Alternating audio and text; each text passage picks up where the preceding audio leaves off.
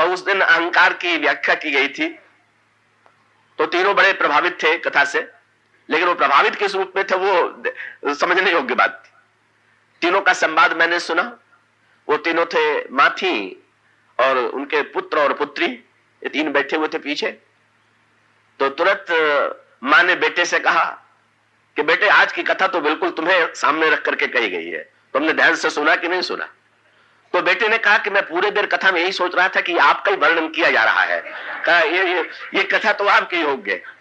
और तब बेटी ने ये कहा कि नहीं, तुम दोनों के लिए समान रूप से है, लेकिन मां तुम्हें अधिक ध्यान देना चाहिए। इसका अर्थ है तीनों को लगा कि मेरे लिए नहीं है, तीसरे के लिए।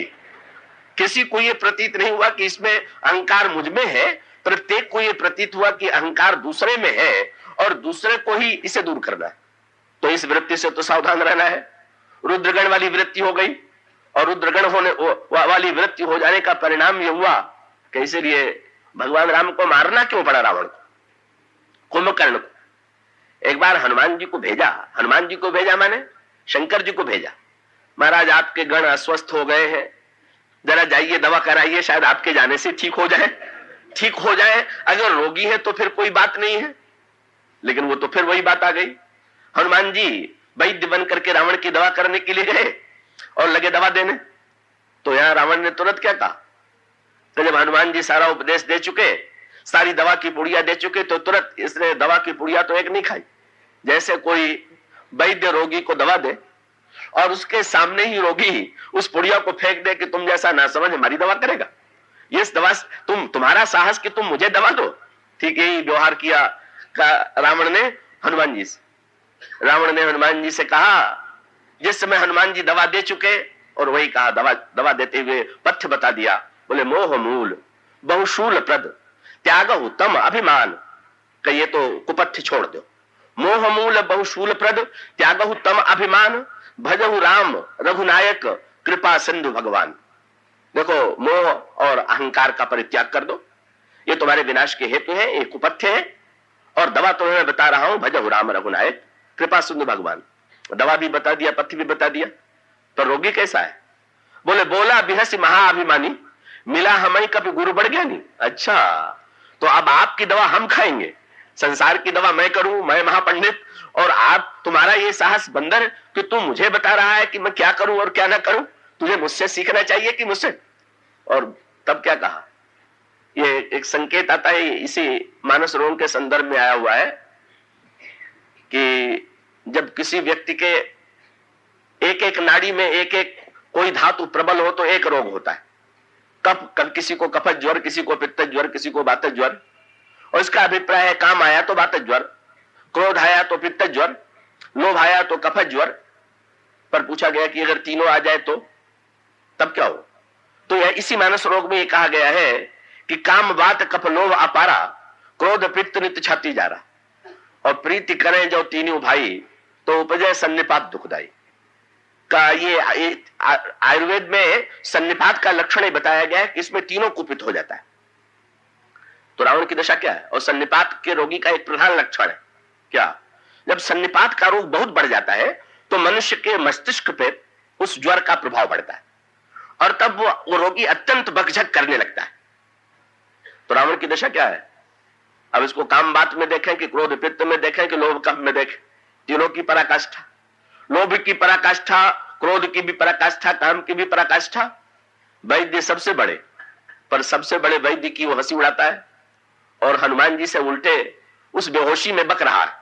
और बकते हुए तुरंत हनुमान जी से कहा, मृत्यु निकट आई खल तो ही, देख तेरे बगल में मृत्यु खड़ी है।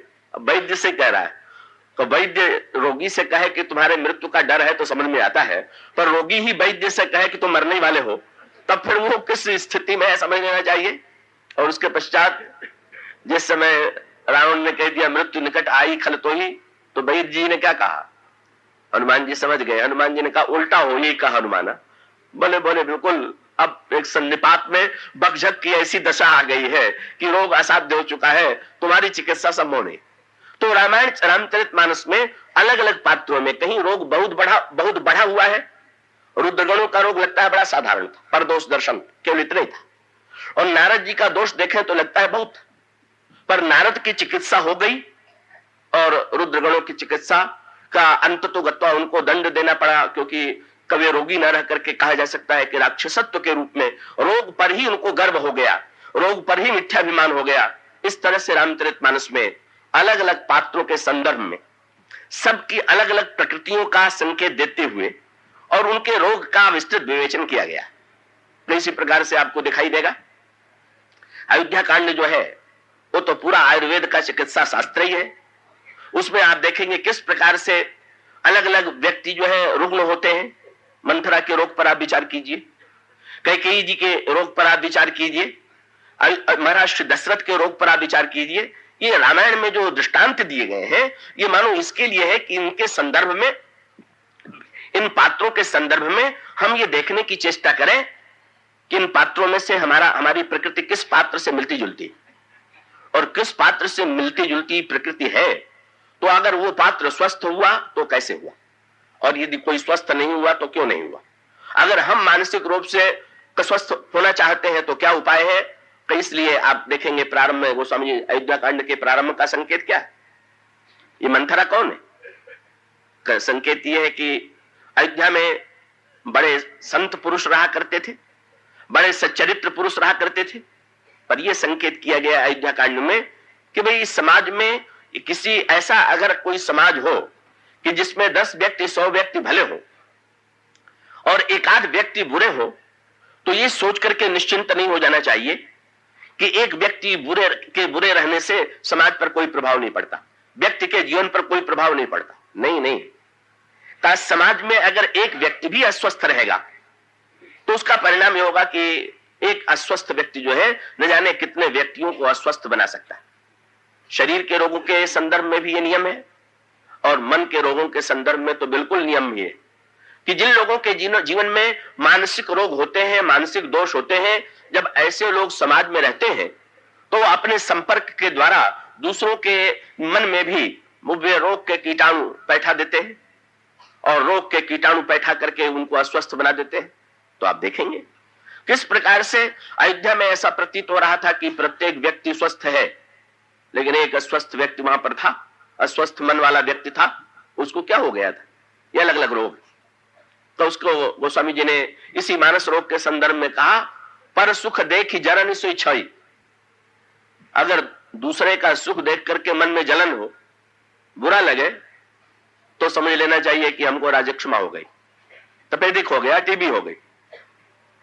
तो ये जो मंथरा थी इसको क्या हो गया था, यही राजक्षमा हो गई। नगर में जाती है, नगर सजाया जा रहा था, वाद्य बज रहे थे, मंगल गान हो रहा था। मंथरा पूछती है लोगों से, नगर क्यों सजाया जा रहा है। सूचना मिली कल राम को राज्य मिलने वाला है। यह सूचना नहीं मिली मंथरा को कि कल तुम्हारा कुछ छीनने वाला, कोई हानि होने वाली है। सूचना यह मिली कि राज्य राम को मिलने वाला है। बस गोस्वामी जी ने कहा, पूछे से लोगों ने कहा उछाहू, राम तिलक सुनि भाव उदाहू। हृदय जलने लगा, समझ लीजिए मानसिक राजक्षमा हो गई। लोग कहते हैं मंथरा के मुंह से शत्रुघ्न जी ने मार दिया, खून गिरने लगा। भाई ये राजक्षमा के भीषण होने का एक लक्षण है कि भीषण राजक्षमा वाले के मुंह से खून गिरने लगता। ये व्यंग्यात्मक उसका तात्पर्य है कि सचमुच रोग इतना विकृत, और वे बता देना चाहते हैं कि तुम्हारा रोग केवल भीतर ही नहीं, तुम्हारा रोग कितना विकृत हो चुका है। और परिणाम क्या होता है, कब वो उस विकृत मन को लेकर के, उस पर सुख देख जरन से छई के राजक्षमा को लेकर के कैकेयी जी के पास जाती है। और ऐसा प्रतीत हो रहा था कि कैकेयी जी अत्यंत स्वस्थ है, कैकेयी जी में कहीं कोई दुर्बलता, कहीं कोई कमी नहीं। पर मानस रोगों के संदर्भ में रावण में यह भी कहा गया है कि नहीं भाई, कोई व्यक्ति अस्वस्थ जो दिखाई दे रहा है वही नहीं, जो स्वस्थ दिखाई दे रहा है वो भी अपने को स्वस्थ मान के निश्चिंत न रहे, सजग रहे, सावधान रहे। कैकेयी स्वस्थ थी ऐसा लगता था, पर वे भी रोग शून्य नहीं थी। और मंथरा ने क्या किया, मंथरा ने उसी रोग को उभार दिया। प्रारंभ में तो ऐसा लगता है कि कैकेयी जी में राजक्षमा है ही नहीं है, पर सुख देख जरनी सोई छई की बात मंथरा कैकेयी जी में कहीं नहीं है। क्योंकि जब मंथरा ने जाकर के कैकेयी जी को समाचार दिया कि कल राम को राज्य प्राप्त होने वाला है, तो सुन करके कैकेयी जी के हृदय में दुख नहीं हुआ, जलन नहीं हुई। कैकेयी जी ने तो ये कहा कि इतना सुंदर तुमने समाचार सुनाया है कि सांचे हूं राम राज जो काली और देव तो ही मन भावत आली। मंथरा, अगर सचमुच कल राम को राज्य मिलने वाला है तो तुम जो मांगोगी वही मिलेगा। क्या मांगती? तो लगता है कि कहीं पर राजक्षमा पर सुख देख जरन से छू नहीं गई, पर राजक्षमा तो बड़ा छूत का रोग है। थोड़ी देर के बाद कैसी छूत लगी। मंथरा से थोड़ी देर वार्तालाप किया और बात करते करते मुंह से कान में ऐसे कीटाणु बैठे। गोस्वामी ने लिखा, पक्की जितनी राजक्षमा मंथरा को थी उससे कम कैकेयी जी को नहीं। अब दशरथ जी से कह रही है क्या? बोले भरत को राज्य दीजिए, राम को बन दीजिए, और इतने नहीं, हो तो प्रात मुनि बेश धरी और जौन राम बन जाए, मोर मरण रावुर अयस नृप समझऊ मन मान। अगर सवेरा होते ही राम राज्य छोड़ करके बनवासी देश में चले नहीं गए तो समझ लीजिए कि मेरी मृत्यु होगी, मैं आत्मघात कर लूंगी और आपको कलंक प्राप्त होगा। क्या तात्पर्य? मंथरा के सारे लक्षण का उन्होंने मंथरा से कहा। मंथरा पैरों के पास बैठी हुई थी, कहने लगी, क्या बतावे मंथरा, मुझसे तो बड़ी भूल हो गई। तुमको मैंने सदा पैरों के पास बैठाया, पर तुम तो पैरों के पास बैठने योग्य नहीं हो। तुम बोले बस तुम्हारे रखने के लिए तो मैंने सही स्थान चुन लिया। कौन सा स्थान? बोले करऊं तो ही चख पुतरी आली, तुम्हें तो आंखों की पुतली बना लूं। तो सचमुच मंथरा आंखों में ऐसी बैठी कि जो मंथरा को दिखाई देता था वही कैकेयी जी को दिखाई देने लगा। आंखें दूसरे की ले ली। इसलिए ये क्या है, किस तरह से मानसिक रोग का संक्रमण होता है, इसका एक बड़ा गोस्वामी जी सांकेतिक विवरण दे देते हैं, एक वर्णन दे देते हैं। मंथरा से कैकेयी जी स्वस्थ हो जाती है और फिर संकेत किया गया। दशरथ जी कितने स्वस्थ दिखाई दे रहे थे, कितने सद्गुण संपन्न महापुरुष थे, लेकिन ऐसा पता चला कि नहीं का वे भी बच सकते थे। क्यों? सायंकाल के समय कैकेयी के भवन में जा रहे हैं। कैकेयी जी कहां बैठी हुई? रोगग्रस्त हो चुकी हैं, ये समाचार मिल गया। तो रोगी के पास तो वैद्य को ही जाना चाहिए। का वस्तुतः वैद्य रोगी के पास जहां छूत का रोग है, अगर वहां दूसरा व्यक्ति जाएगा तो परिणाम क्या होगा? का उसके अंतर मन की प्रकृति से भिन्न रूप में भी रोग आ सकता है, जैसा दशरथ जी के चरित्र में हुआ। पता क्या चला कैकेयी जी कहां है? तो तुरंत गोस्वामी जी ने कहा, दासियों ने सूचना दिया बैठी हुई है को भवन में। तो अब इसका अर्थ ये हुआ कि वो ठीक क्रम विकृति कम से कम संगा संजायते काम कामात क्रोधो भी जायते। संग से कामना का उदय, काम से क्रोध का उदय। मंथरा का संग करने से का राज्य दिलाने की कामना उत्पन्न हुई और उसमें राम को बाधक समझ करके क्रोध उत्पन्न हो गया, तो को भवन में बैठी हुई, तो रोग तो विकृति की ओर जा रहा है। कई तरह से कैकेयी जी का रोग वृद्धिंगत है। अब विचित्र सी बात क्या कि कैकेयी जी तो मंथरा से भी अधिक अस्वस्थ हो जाती है। यहां पर विकृति और बढ़ जाती है। वो तो अपना काम बना करके केवल अपना छूत का रोग बैठा करके चली जाती है, पर कैकेयी जी को संकेत कर जाती है कि आप को भवन में बैठिए। और इसका अर्थ क्या? क्रोध पित्त, तो गोस्वामी जी ने कहा काम वात कफ लोभ अपारा और क्रोध पित्त नित्य छाती जा रहा। लोभ अगर आ जाए तो इसका अभिप्राय कि कफ बढ़ रहा। तो शरीर में थोड़ा कफ हो तो सार्थकता है, वो तो शरीर का एक भाग है। लेकिन कफ की प्रकृति यह है कि एक बार जब शरीर में कफ बढ़ने लगता है तो वो हृदय को पूरी तरह से जकड़ लेता है। और फिर आप देखते हैं एक बार अगर कफ से छाती जकड़ जाए तो फिर वो उस व्यक्ति के लिए श्वास लेना भी कठिन है। और इसका अभिप्राय क्या हुआ कि समाज में भी यदि केवल जीवन के व्यवहार के लिए लोभ बना रहे तो ऐसी स्थिति में सार्थक है का व्यक्ति व्यापार करता है, नौकरी करता है, तो किसी न किसी सीमा तक वो लोभ को तो स्वीकार करते ही। पर जैसे तो शरीर में कफ भी एक शक्ति दे सकता है, इसी प्रकार से लोभ भी व्यक्ति और समाज को का सही दिशा में अगर उस धन का सदुपयोग हुआ तो परिवार, समाज, देश, लोक कल्याण के कार्यों में दान दे करके अगर उसने धन का सदुपयोग किया तो इसका अभिप्राय कि लोभ भी सार्थक हो गया। लेकिन अगर लोभ का अतिरेक हो जाए तो फिर हृदय जकड़ जाएगा। इसका अभिप्राय यह है कि लोभी व्यक्ति फिर इतना निर्दय हो जाता है कि वो पूरी तरह से उसका हृदय लोभ जब हृदय पर अधिकार कर लेता है, ये लोभ की प्रकृति है, उसके अलग अलग रोगों के अधिकार करने के अलग अलग अंग है। तो लोभ का अधिकार कर लेता है, कप लोभ अपारा। कफ अधिकार कर लेता है हृदय पर। और यही ठीक यहां पर लोभ की जब वृत्ति जागृत होती है तो व्यक्ति का हृदय अत्यंत कठोर हो जाता है, अत्यंत निष्ठुर हो जाता है। ऐसा ऐसा कफ जम जाता है कि जिसको निकालना कठिन हो जाता है। मंथरा की कैकेयी जी की दशा यही हो गई। कफ लोभ अपारा, क्रोध पित्त नित्य छाती जा रहा, को क्रोध पित्त में भर गई, लोभ का कफ व्याप्त हो गया और पर सुख देखी जरन सोई छई, उससे तो ग्रस्त थी ही। पर महाराज श्री दशरथ, उनको तो लौट जाना चाहिए, उनको तो वैद्य को भेजना चाहिए। वैद्य गुरु वशिष्ठ थे उस कुल के, वैद्य के रूप में वे कैकेयी जी के रोग की चिकित्सा करते। लेकिन गोस्वामी जी ने कहा कि नहीं महाराज दशरथ कैकेयी के को भवन में चले जा रहे हैं। गोस्वामी जी से पूछा गया दशरथ जी तो पूरी तरह स्वस्थ है ना? गोस्वामी जी ने कहा नहीं भाई, पता चल गया आज, अभी तक तो लगता था कि नहीं स्वस्थ है, पर आज देख करके पता चल गया कि नहीं यहां भी भीतर कुछ रोग विद्यमान था। और जब रोग विद्यमान था तो कौन सा रोग है? गोस्वामी जी ने तुरंत लिखा कि कोप भवन सुनी सकुच उड़ाऊ, भय बस अगहुण परई न पाऊ, सुरपति बसई बाहु बल जाके, नरपति रह सकल रुख ताके, सो सुनि तियरिस गयऊ सुखाई, देखऊ काम प्रताप बढ़ाई। महाराज के जीवन में और दुर्बलताएं नहीं थी, लोभ नहीं था, क्रोध नहीं था का, और चरित्र में बड़े अनेक सद्गुण थे, पर काम की दुर्बलता उनके जीवन में बीज रूप से विद्यमान थी। कैकेयी के सुंदरता के प्रति वे मुग्ध थे, उन कैकेयी की सुंदरता के प्रति उनके मन में आसक्ति थी। और इसीलिए इस आसक्ति का परिणाम क्या होता है? अगर ये सौंदर्य के प्रति आसक्ति न होती तो आगे का अनर्थ रुक जाता। पर महाराज श्री दशरथ कैकेयी को स्वस्थ बनाने में समर्थ क्यों नहीं हुए? बोले जो स्वयं अस्वस्थ है वो दूसरे को स्वस्थ क्या बनावेगा? रोगी दूसरे को दवा क्या देगा?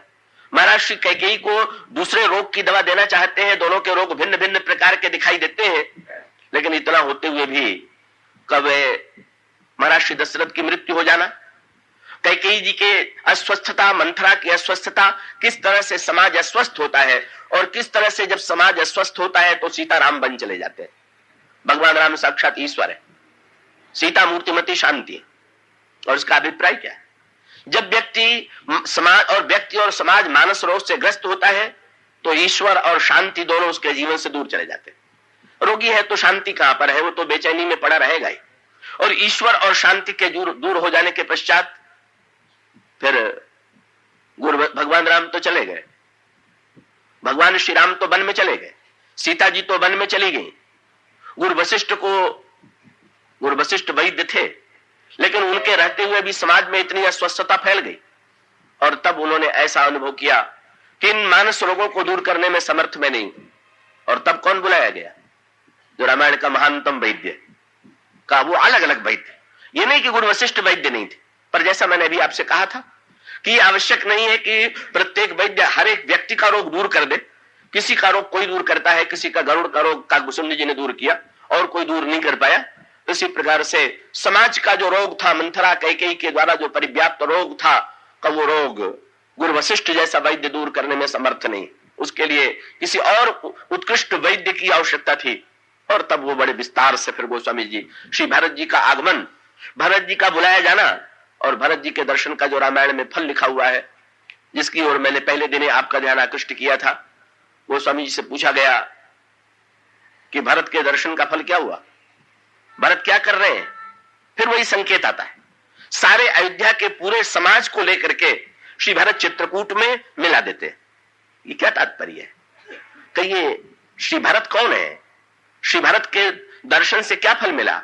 वो स्वामी जी कहते हैं, जिन चितये प्रभु जिन प्रभु भेरे, ते सब भय परम पद जोगु, भरत दरस मेटा भव रोगु। भरत के दर्शन ने लोगों के जो भवरोग थे, अयोध्या का समाज जो अस्वस्थ था, वो भरत के चरित्र, भरत की दवा, भरत की औषधि से किस प्रकार से दूर होता है, वो एक अलग विस्तृत विश्लेषण का विषय। तो रामचरितमानस में ये जो विभिन्न पात्र हैं, इन सब पात्रों के जीवन में का विभिन्न मानस रोगों का, अच्छे और बुरे पात्र, कहीं पर रोग बहुत बढ़ा हुआ है, कहीं रोग मध्यम प्रकार का है, और अलग अलग संदर्भों में कैसे कैसी चिकित्सा के द्वारा कैसे रोग दूर होता है, और किन की प्रकृति काम प्रधान है, किन की प्रकृति क्रोध प्रधान है। जैसे परशुराम जी स्वस्थ से अस्वस्थ है कि नहीं? कामवाद भी नहीं है, कफ लोभ भी नहीं है, पर क्रोध का पित्त प्रबल हो गया। और क्रोध का पित्त प्रबल हो जाता है तो उस पित्त को शांत करने की क्षमता किसी में नहीं दिखाई दे रही। अब उस क्रोध के पित्त को उपशमन करने का कार्य जो है भगवान राम के द्वारा, भगवान श्री राम के द्वारा, लक्ष्मण के द्वारा आप देखते हैं उनका क्रोध शांत हो जाता है। और जो व्यक्ति, ये जो अलग अलग प्रकार के प्रकृति के व्यक्ति हैं, उनकी चिकित्सा अलग प्रकार की है, उनके लिए अलग अलग दवाइयों की व्यवस्था है। तो पहले व्यक्ति को यह समझ लेना चाहिए कि हमारे अंतर्मन में रोग, दोष तो अनेक हैं, पर इन दोषों में मुख्य दोष कौन सा है, उन दोषों में का मुख्य दोष कौन सा है, और मुख्य दोष होने के साथ साथ उस जो केंद्र में दोष है, अन्य देश उसके आसपास, तो उसकी चिकित्सा कहां है। और इसीलिए फिर रामचरितमानस में संकेत आता है कि भगवान श्री राघवेंद्र ने जब लक्ष्मण जी मूर्छित हुए तो हनुमान जी को चिकित्सा के लिए दवा लेने के लिए भेज दिया। यह लक्ष्मण जी की मूर्छा का एक ये भी सांकेतिक प्रसंग है। मेघनाथ के द्वारा लक्ष्मण जी की मूर्छा कुछ क्षणों के लिए यद्यपि दूसरे के रक्षा के लिए थी, पर हो जाती है, पर वे भेजे जाते हैं। पर मानस रोग इतने प्रबल है, बाद में भगवान राम ने हनुमान जी की प्रशंसा करते हुए कहा कि हनुमान, तुम्हारे जैसा, तुमने हमारी सेवा में इतने कार्य किए हैं कि मैं तुम्हारे ऋण से ऋण नहीं हो सकता, पर उस समस्त सेवा में तुमने लक्ष्मण जी को स्वस्थ कर दिया, यह तुम्हारी सबसे बड़ी सेवा। सो हनुमान जी ने प्रभु के चरण पकड़ लिए, बोले महाराज आपने तो ऐसी बात कह दी, लक्ष्मण जी की दवा मैंने किया, पर आपको यह पता नहीं था कि मैं रोगी हो गया था, मेरी दवा कराने के लिए आपने मुझे भेज दिया था। कहा? बोले महाराज आपने सबसे बड़े वैद्य के पास, आप जिस रोगी को समझ लेते हैं यहां भी ठीक नहीं हो रहा है, तो आप भरत जी के पास भेज देते हैं, तो आपने मुझे भेज दिया था। और भरत जी के पास, बोले महाराज बड़ी अनोखी दवा मैंने पाई। क्या? बोले महाराज का मेरे अंतःकरण में भी ये अहंकार का रोग आगे आ सकता था, आने की संभावना। ये भी कभी ऐसा होता है, दो प्रकार की औषधि की बात होती है कि जैसे कोई रोग आने की संभावना हो तो चिकित्सक लोग कोई दवा ऐसी भी दे देते हैं, भाई इसको खा लो तो आगे रोग नहीं आवेगा, ये सावधानी की बात है।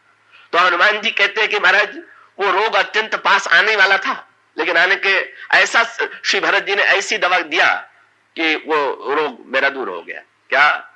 बोले प्रभु आपने हर कार्य में मुझे अगुआ बना दिया। मेघनाथ लक्ष्मण जी को नहीं उठा पाया तो मैं उठा करके ले आया, तो मैंने देखा मैं ही कि मेघनाथ जो कार्य नहीं कर पाया मैंने किया।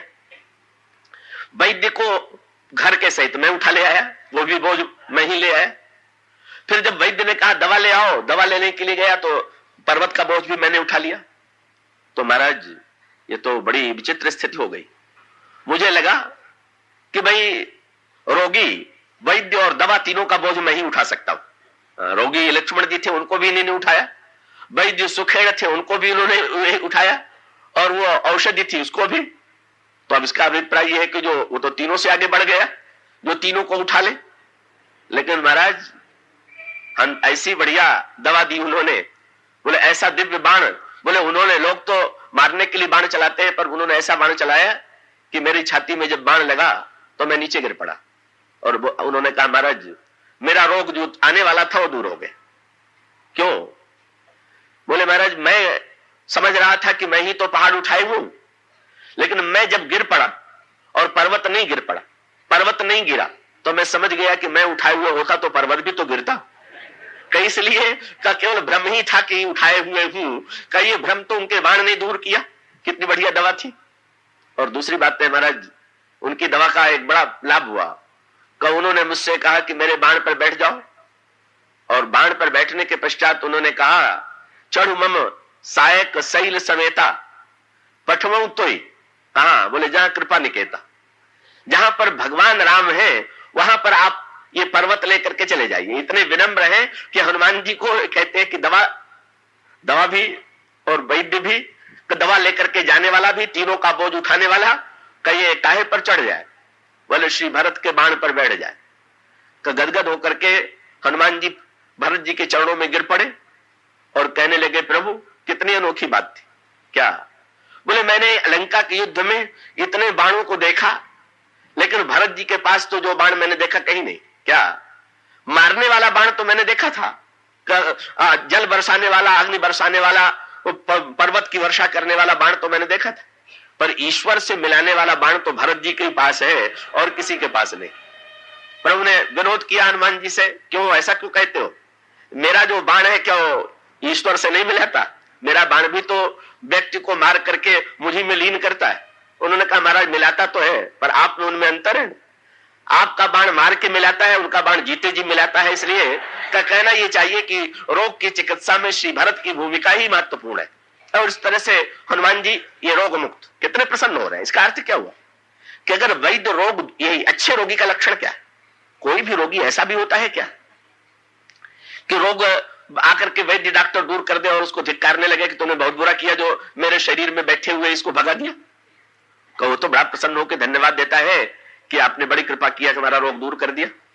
पर मानस रोगों के संदर्भ में बड़ी कठिनाई होती है कि इस मानस रोग का जो रोगी होता है, बहुधा अगर उसके मानस रोग की बात सामने आ जाए तो अपमानित समझ करके क्रोध आ जाता। मुझे तुम ऐसा सिद्ध करने की चेष्टा करते हो। हनुमान जी की विशेषता क्या है कि महान चरित्र क्या है हनुमान जी का? महान चरित्र यह है कि अभिमान की बात स्वयं में स्वीकार करना और स्वीकार करने के बाद यह मानना कि जब भरत जी ने बाण मार दिया तो उनको क्या लगा? बोले भरत ने तो अपनी दवा के द्वारा अभिमान को मार दिया, रोग दूर कर दिया, मुझे तो स्वस्थ बना दिया। और जीव जब स्वस्थ होता है तो ईश्वर को प्राप्त कर लेता है। तो अस्वस्थता ही, मन की अस्वस्थता ही जीव को ईश्वर से दूर बनाती है। और जो ही हमारे अंतःकरण की अस्वस्थता दूर होती है, हम ईश्वर के सन्निकट पहुंच जाते हैं।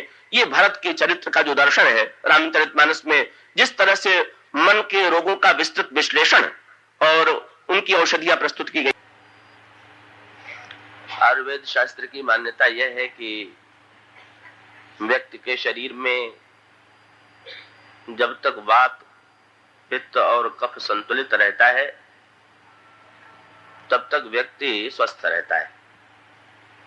पर जो ही इसमें असंतुलन और अतिरेक उत्पन्न होता है त्यों ही व्यक्ति अस्वस्थ हो जाता है।